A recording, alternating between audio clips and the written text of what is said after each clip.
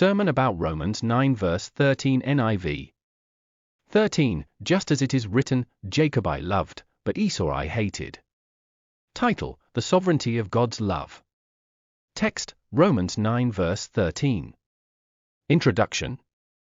In our journey through the book of Romans, we come to a passage that has sparked debate and discussion among theologians and scholars for centuries. Romans 9 verse 13 quotes from Malachi 1 verses 2 to 3, where God says, Jacob I loved, but Esau I hated. This statement seems to contradict our understanding of God's love and character. How can God love one person and hate another? Doesn't God love everyone equally? Context.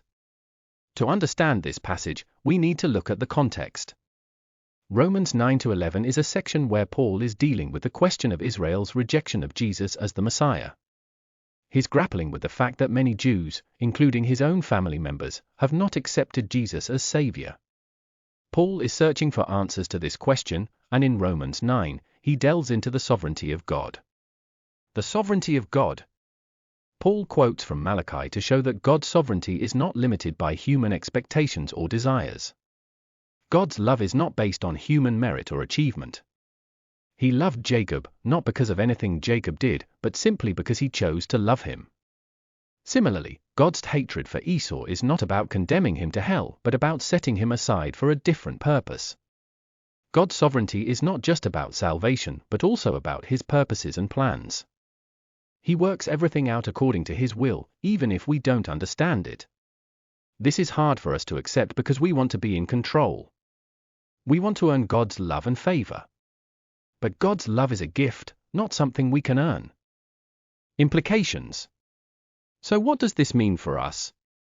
Firstly, it means that our salvation is not based on our own efforts, but on God's sovereign choice.